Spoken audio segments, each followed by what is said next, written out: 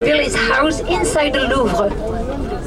And to connect the Louvre and the Opera House, he would like to build this amazing avenue with nothing to avoid the panorama of the School of Paris, the Opera House.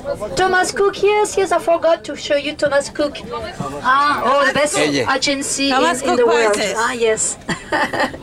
Yes, of course, we are the best in the world. That is not true. Yes, look, you enjoy Paris, a romantic city. Look, the big heart. So why Thomas Cook is here? Because on this avenue today, this is the street for the international agencies, the most famous international travel agencies. This is a big business area. Like the city in London, 2 blocks from here we have the city of Paris, business area, with international banks, international companies, international travel agencies. Included Thomas Cook, yes, the famous TC. Now I said we'll see the Louvre in a minute, and the Louvre was also the residence of Napoleon III.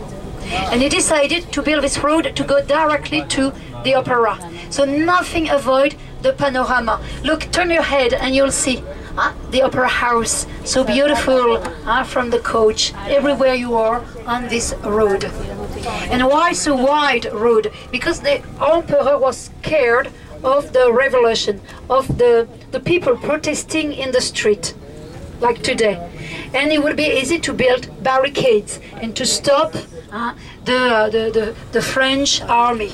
So if we built very large, very wide avenues, it would be not impossible to build barricades and to stop the demonstration. That is why he built this avenue, and like all the avenues, boulevards in Paris, for also the traffic in the city. And he introduced the right priority. Before, like in England, it was the left priority. And as you can see, we drive on the right side. We have the wheel on the left side. Yes.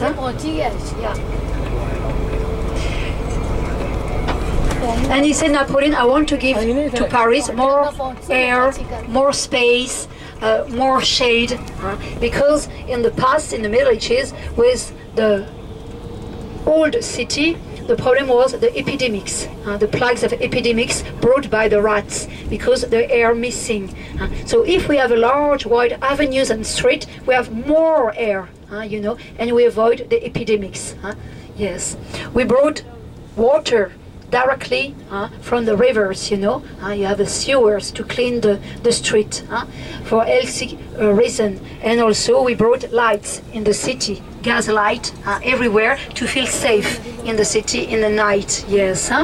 So Paris became a modern city, a new city, and a symbol of the capital of Europe with London. Yes, it was a place to be in the 19th century, at the time of Napoleon III.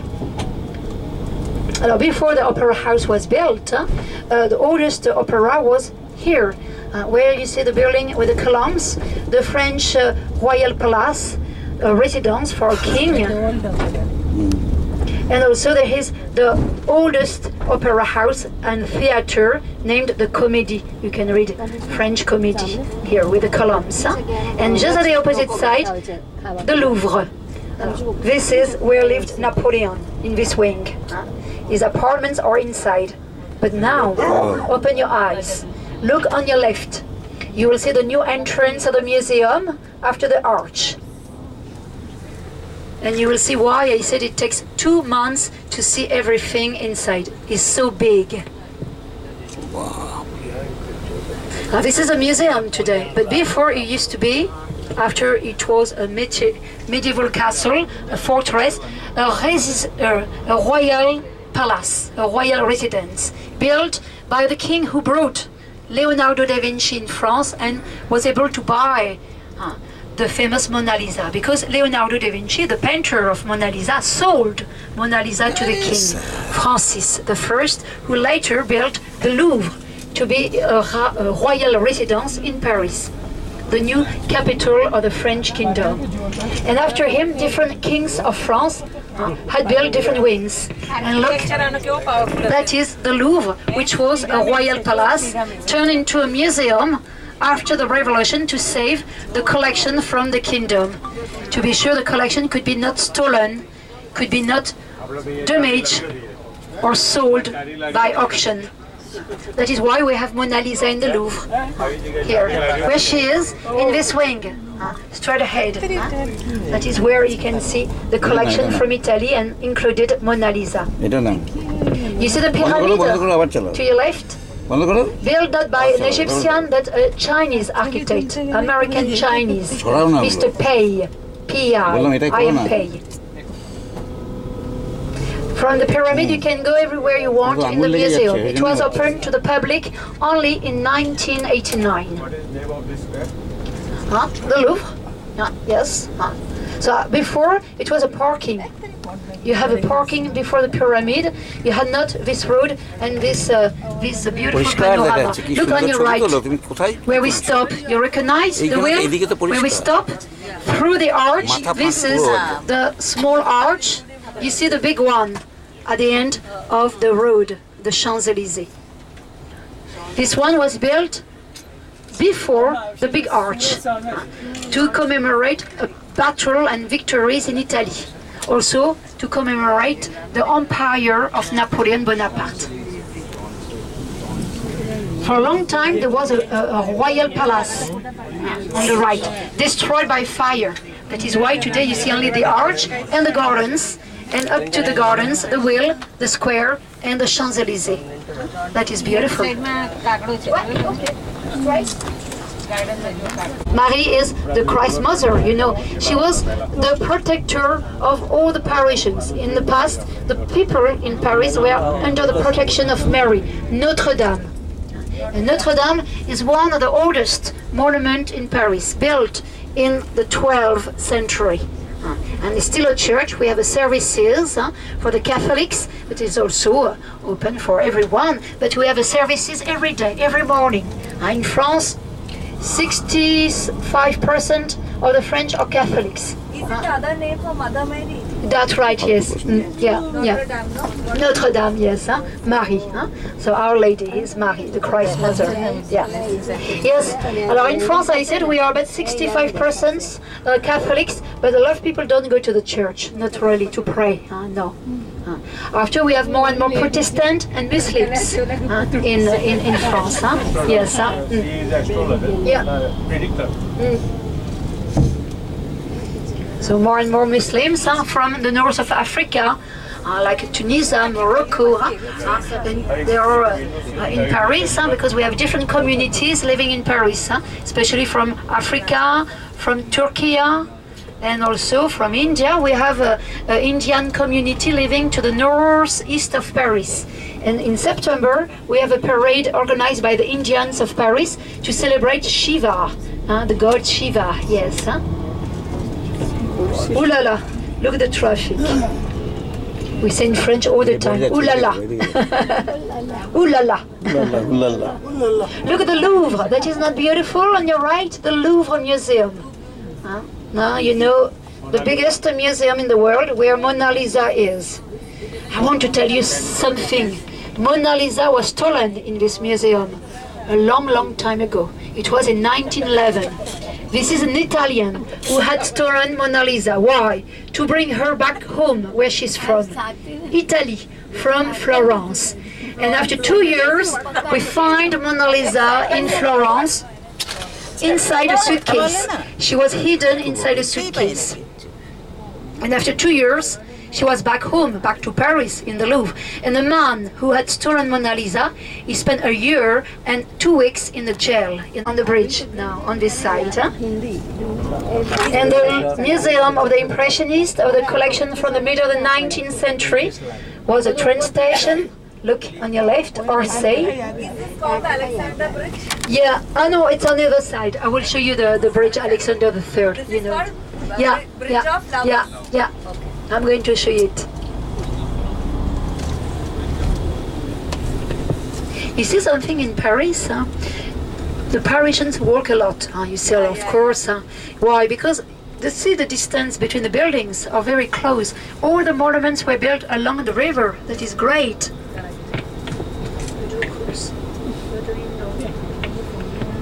And you have all the monuments, all the museums. This is a museum too, about the medals. Yes. And we have so many museums.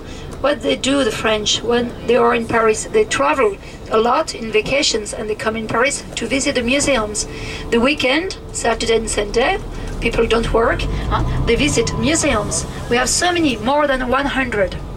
Yes, there's a choice, yes. People love also to walk along the river in summer when it's warm, or also in spring. And now, you see the houseboats? They are apartments, people living there. They have electricity, water, like if you live in an apartment. They don't move, they just stay on the river, they pay tax to stay here. But you see some mini houseboats were turned into cafes, clubs, restaurants.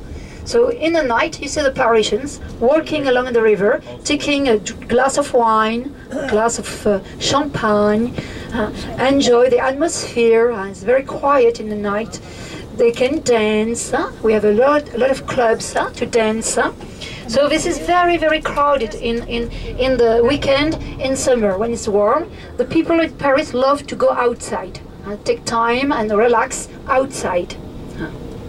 And you have so many houseboats, other cafes and restaurants. They never move. They have to move maximum once a year. Yeah, because when you're here, it's not easy to find a spot to park your boat. That is why it's not good to move, because if you move, when you come back, you have no chance to see your spot to play 3 or 4. Anyway, that is a military tradition to bring someone very important. Yes, like to express is powerful, as was Pharaoh in Egypt. Yes.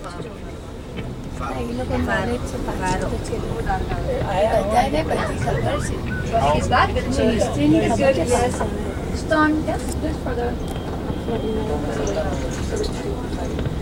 Well, back home, because nice at the time, the people are leaving the job and the work, because officially the end of the day when you work in France is 6 o'clock, 7 p.m. So it's time of the rush hour back home. Yes, and that is why the traffic now. Yeah, the people working in the office can start at 9 a.m.